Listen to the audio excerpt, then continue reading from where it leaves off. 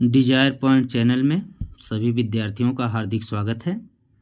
कक्षा 12 UP board Hindi विषय से आज हम लोग अध्ययन करेंगे भारतेंदु हरिश्चंद्र द्वारा रचित प्रेम माधुरी कविता। और प्रेम माधुरी ये जो कविता है जो भारतेंदु हरिश्चंद्र जी ने लिखा है, इसमें प्रेम की यथार्थ व्यंजना की गई है। और हम लोग अध्ययन करेंगे कि भारतेंदु हरिश्चंद्र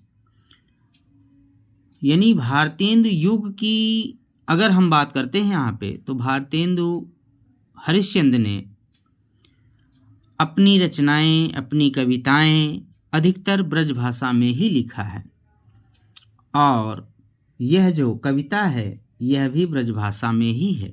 कुछ रचनाएं ऐसी हैं जिनको कि भारतेंदु हरिश्चंद्र ने खड़ी बोली में लिखा है, जिसमें जैसे ले लें दशरथ विलाप, फूलों का गुच्छा, ये खड़ी बोली की रचनाएं हैं। लेकिन अधिकांश रचनाएं ये ब्रज भाषा में ही लिखी गई हैं। और भारतेंदु युग का जो समय है, जो सीमा है, जो भाषा है, जो शैली है, तो भाषा की बात करें तो भाषा ब्रज भाषा ही है। लेकिन जैसे ही भारतेंदु युग के बाद द्विवेदी युग आता है, तो ये द्विवेदी युग में जो काव्य की भाषा है वह खड़ी बोली हो जाती है। तो आज हम लोग अध्ययन करेंगे कक्षा 12 के विद्यार्थियों के लिए पहला पाठ प्रेम माधुरी। तो यहाँ देखेंगे कि यह जो है कहें तो कविता है, लेकिन यहाँ सवैया छंद का प्रयोग किया गया है। अब यहाँ देखेंगे कि मारग प्रेम को समुझे हरिचंद यथार्थ होत यथा है, लाभ कछु न पुकारन में बदनाम ही होन ही सारी कथा है, जानत है जी मेरो भली विधि और उपाय सबय बिरथा है, बावरे हैं ब्रज के सिगरे मोहि नाहक पूछत कौन बिथा है। यहाँ ध्यान देंगे कि यह जो कविता है, सबसे पहले इसमें हम कठिन शब्दों के अर्थ को जानेंगे। और कठिन शब्दों के अर्थ अगर आपको भली भांति परिचित हो जाएंगे तो उसके बाद इसकी जो व्याख्या है प्यारे बच्चों, वो आपको आसानी से समझ में आ जाएंगी। तो यहाँ लिखा है कि मार्ग, मार्ग का मतलब क्या होता है? मार्ग माने होता रास्ता। और रास्ता कैसा? प्रेम। अभी हमने यही कहा कि इसमें कवि ने क्या की? प्रेम की यथार्थ व्यंजना की। यथार्थ का मतलब जो सत्य है, वो उसी की जो है बात इन्होंने की है। तो यहाँ मार्ग, मार्ग का अर्थ क्या हुआ? मार्ग माने प्रेम, मार्ग का अर्थ क्या हुआ? मार्ग माने रास्ता, और प्रेम, प्रेम तो आप सभी लोग समझ रहे हैं। और यहाँ शब्द है को। तो यहाँ देखेंगे को माने होता है कौन, और यथार्थ शब्द है। यहाँ देखेंगे यथार्थ, यथार्थ का अर्थ होता है यथार्थ। और आगे देखेंगे कठिन शब्दों के अर्थ में यथार्थ के, जैसे यथार्थ लिखा ना, तो यथार्थ का शाब्दिक अर्थ आप ये भी जोड़ सकते हैं, यथार्थ का मतलब तो वास्तविक। और जीय शब्द आया, जीय। तो जीय का मतलब क्या होता है? जानत है जीय। जीय माने होता है हृदय। और बिरथी, एक शब्द यहाँ आया है क्या? बिरथी। अब यहाँ देखेंगे विधि और उपाय सबय बिरथा है। तो बिरथी यानी बिरथा, बिरथा का मतलब क्या होता है? बिरथी मानते होता है व्यर्थ में। और शब्द देखेंगे जैसे आया है सिगरे, बरज के सिगरे। सिगरे माने क्या होता है? सिगरे माने होता है सब, यानी सब लोग। और ध्यान देंगे यहाँ पर कठिन शब्द बिथा। जो ये बिथा शब्द आया बेटा, लास्ट में आप देंगे पूछत कौन बिथा है। बिथा, बिथा माने होता है पीड़ा, जिसे हम आप बोलते हैं कष्ट, संकट। तो यहाँ पर मार्ग प्रेम को समुझे हरिचंद यथार्थ होत यथा है, और लाभ कछु न पुकारन में बदनाम ही होन की सारी कथा है, और जानत है जिय मेरो भली विधि और उपाय सब बिरथा है, बावरे हैं ब्रज के सिगरे मोहि नाहक पूछत कवन बिथा है। तो फिर से ध्यान देंगे कि हमने बताया को यहाँ देखिए 2 बार आया को माने होता है कौन, समझे माने समझेगा हरिश्चंद्र की क्या यानी भारतेंदु की यथार्थ, यथार्थ माने यथार्थ यानी वास्तविक स्थिति समझने का प्रयास करेंगे आप लोग तो आपको आसानी से समझ में आएगा। तो यहाँ ध्यान देंगे अर्थ को कि यहाँ पर भारतेंदु हरिश्चंद्र ने लिखा है कि नायिका अपने सखी से कहती है, कौन कहता है, नायिका अपने सखी से कहती है कि मार्ग प्रेम को समझ है, कि प्रेम मार्ग को समझना क्या है, बड़ा कठिन है। मार्ग प्रेम को समुझे हरिश्चंद्र, या भारतेंदु हरिश्चंद्र जी कहते हैं कि नायिका यहाँ अपने सखी से कहती है कि प्रेम के मार्ग को समझना बड़ा कठिन है। कैसे, यथार्थ होत यथा है, कहते हैं कि यह मार्ग, यह रास्ता जीवन के कटु यथार्थ की तरह ही कठोर एवं कष्टकर है, यानी कष्ट पहुंचाने वाला है। और लाभ कछु न पुकारन में बदनाम ही होने ही की सारी कथा है। आगे कहते हैं कि वह अपनी सखी से अपनी स्थिति का वर्णन करते हुए कहती है, क्या कहती है, कि इस कठिन मार्ग पर चलना। किस मार्ग पर चलना, कठिन मार्ग पर चलना, यानी कठिन मार्ग पर चलते हुए उसे जो कष्ट हुए हैं उसे दूसरों को सुनाने में कोई लाभ नहीं है। ध्यान देंगे यहाँ पर कि लाभ कछु न पुकारन में बदनाम ही होने की सारी कथा है। और जानत है जियम मेरो भली विधि और उपाय सब बिरथा है। हमने क्या कहा, बिरथा है, जिसे बिथा बोलते हैं, पीड़ा कष्ट संकट मुसीबत। तो यहाँ ध्यान देना है, फिर से शुरू से देखेंगे कि मार्ग, यहाँ पर भारतेंदु हरिश्चंद्र जी बताते हैं कि नायिका अपने सखी से कहती है, क्या कहती है, कि प्रेम मार्ग को जो समझने की बात है वह बड़ा ही अत्यंत कठिन है, दुर्लभ है, दुष्कर है। यह मार्ग जीवन के कटु यथार्थ की तरह ही कठोर एवं कष्टदायी है। और वह अपने सखी से अपनी स्थिति का वर्णन करते हुए कहती है, क्या कहती है, क्या, कि इस कठिन मार्ग पर चलते हुए उसे जो कष्ट हुए हैं, जो पीड़ा हुई है, उसे दूसरों को सुनाने में उसे कोई लाभ नहीं है। आगे देखेंगे कि जानत है जिय मेरो भली विधि और उपाय सब बिरथा है। अब बावरे हैं ब्रज के सिगरे मोहि नाहक पूछत कौन बिथा है। आगे ध्यान देंगे, क्या कह रही है कि दूसरों को इस प्रेम कथा को सुनाने से उसे बदनामी के अतिरिक्त कुछ भी लाभ मिलने वाला नहीं है। क्या, बावरे हैं ब्रज के सिगरे, बावरे पागल हैं, ब्रज कौन, ब्रज के वासी। हमने भी बताया भारतेंदु युगीन साहित्य ब्रज भाषा में खड़ी बोली में कम ही रचनाएं मिलती हैं कि बावरे हैं ब्रज के सिगरे मोहि नाहक पूछत कौन बिथा है, बिथा पीड़ा।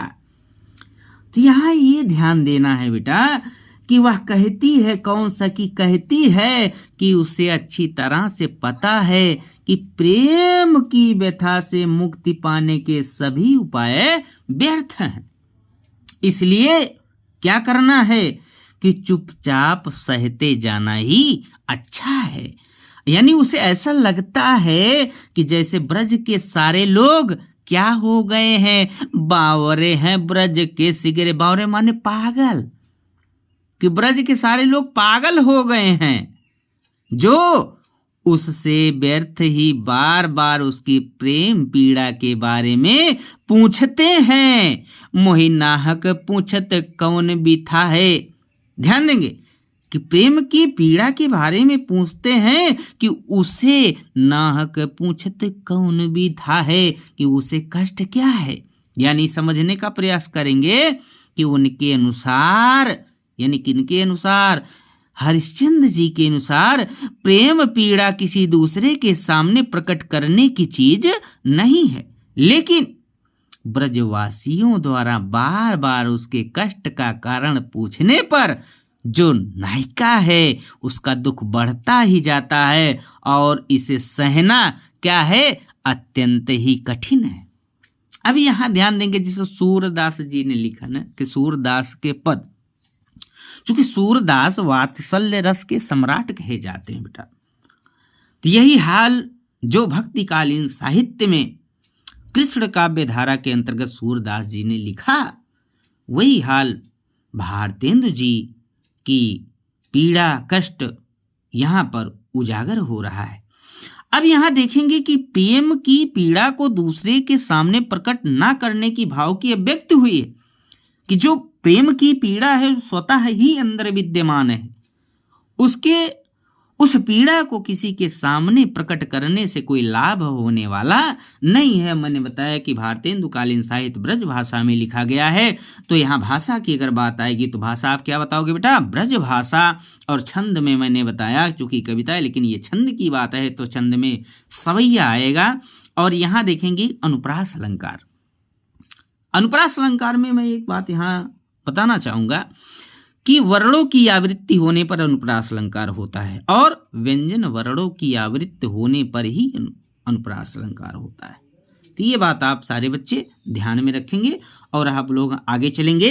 क्या कहा जा रहा है कि रो कहीं जो तव अमंगल होए और प्रेम न सय जो कहे पिए जाइए, और जौ कहें जाऊ ना तव प्रभुता, जौ कछु न कहे तो स्नेह न साइए, जो हरिश्चंद कहे तुम्हारे बिनु जी है ना तो यह क्यों पति आइए, अतासो पयान समय तुम्हारे हम का कहाँ पे हमें समझाइए।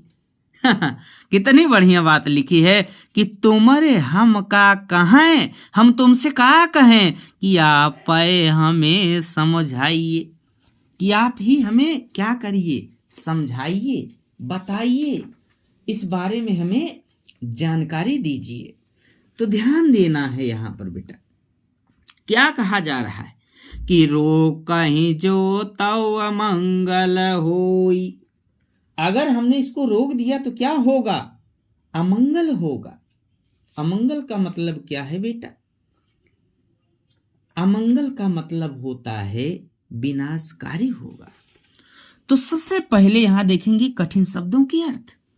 नशई देखेंगे, प्रेम नशई, प्रेम प्रेम माने प्रेम या प्यार जिसे आप बोलते हैं। नशई, नशई माने होता है नष्ट होना। ये ब्रज भाषा का शब्द है बेटा, नशई माने नष्ट होना। अब बिनु जी हैं, बिनु जी हैं का मतलब क्या है, ध्यान देंगे। यहां देखेंगे बिनु जी हैं माने बिना जीवित रहे। और पति आइए, यहां देखें पति आइए, ये नहीं पति आएंगे, ना ना ना ना, एकदम गलत ब्रज भाषा। पति आइए माने विश्वास करना, भरोसा दिलाना। और पयान समय, देखिए पयान समय, पयान समय का मतलब यहां भारतीय जी ने बताया प्रस्थान का समय। तो इसका अर्थ देखेंगे कि जो कवि हैं भारतेंदु हरिश्चंद्र, कवि ने नायिका के उस मनोभाव का चित्रण यहां पर किया।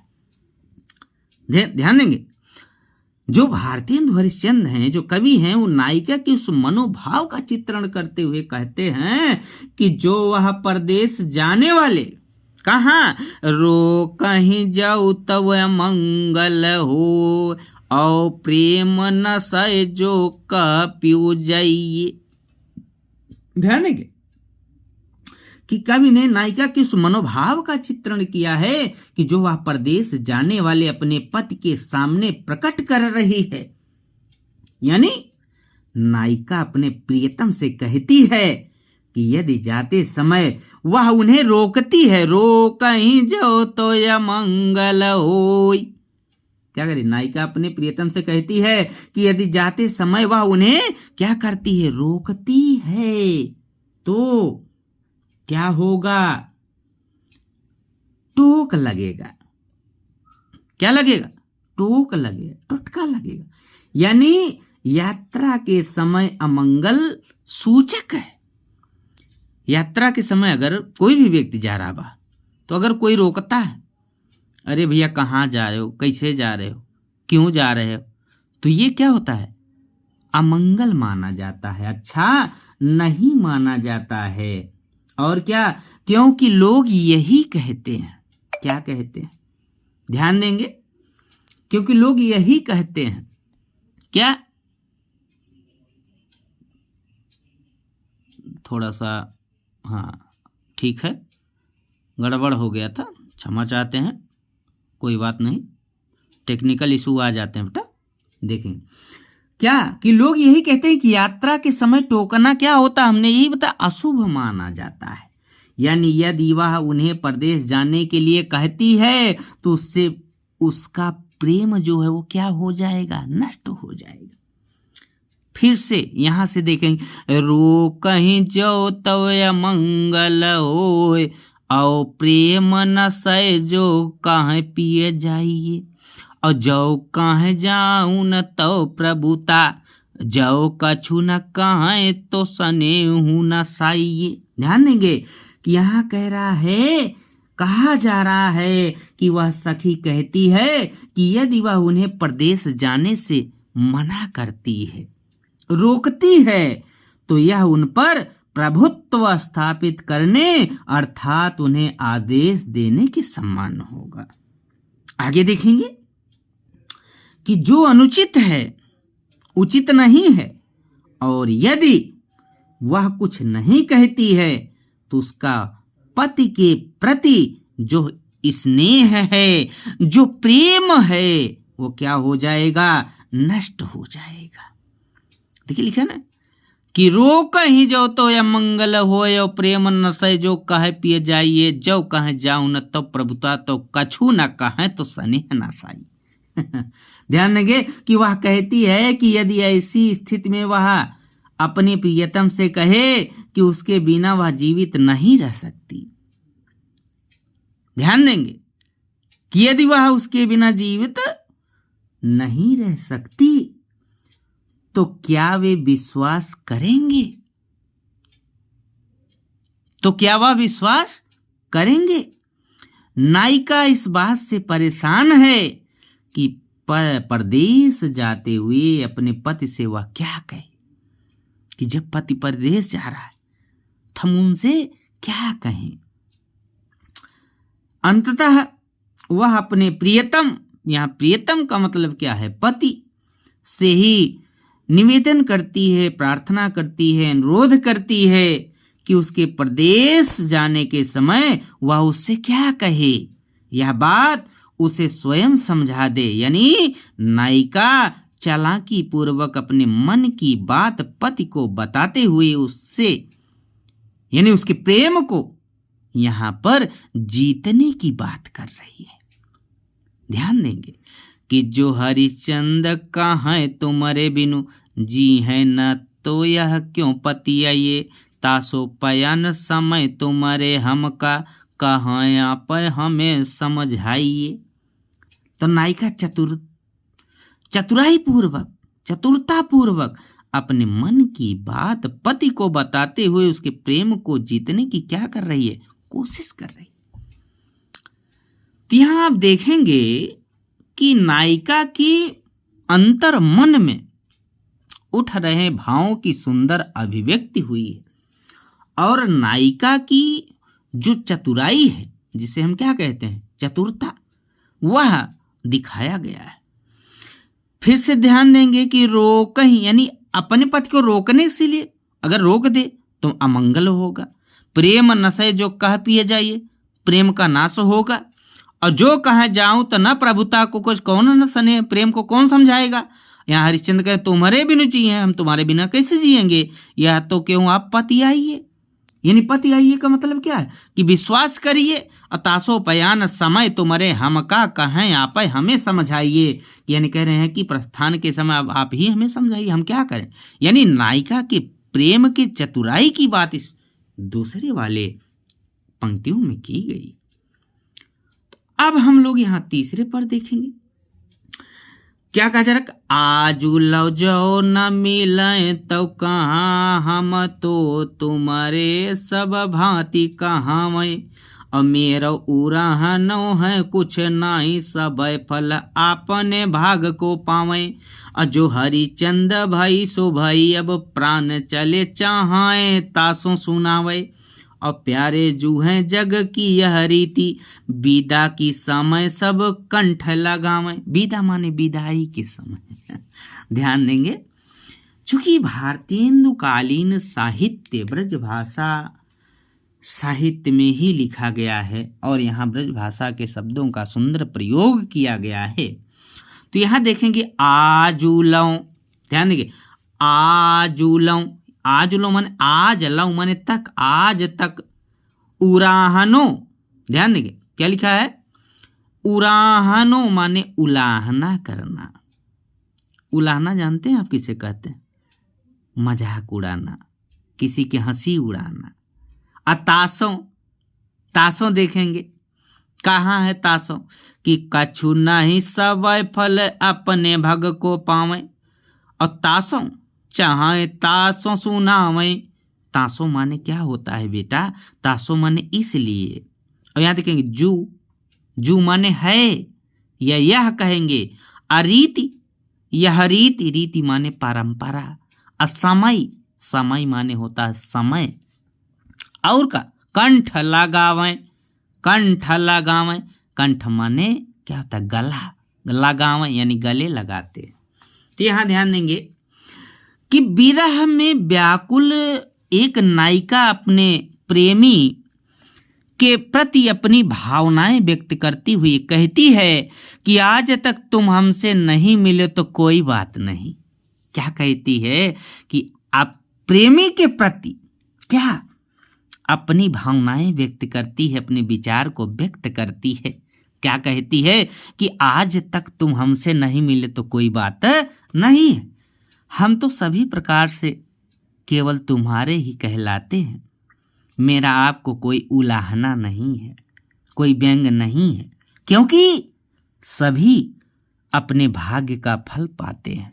यहाँ भाग्य का फल पाने का मतलब बेटा ये है कि गीता में भी लिखा गया है कि जो जैसा कर्म करेगा वैसा फल पाएगा।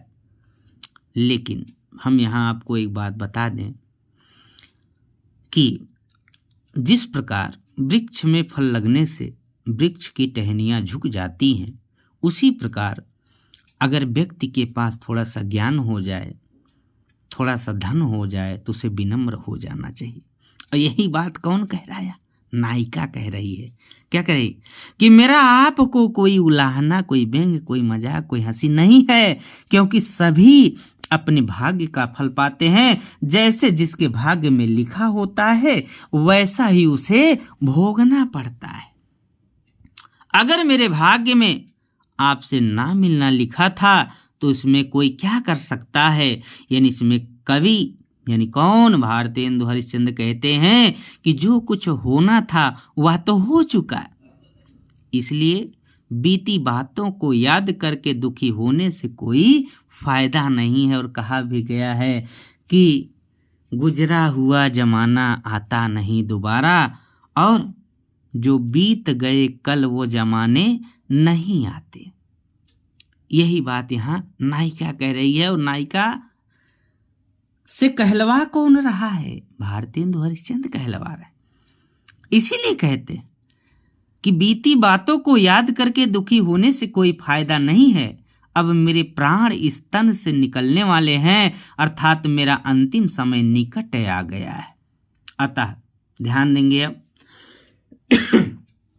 कि आज लऊ जो न मिले तो कहाँ, यानी आज तक आप हमसे नहीं मिले हैं, कहाँ हम तो तुम्हारे सब भांति कहावें। अब तो हम तुम्हारे ही कहलाते हैं।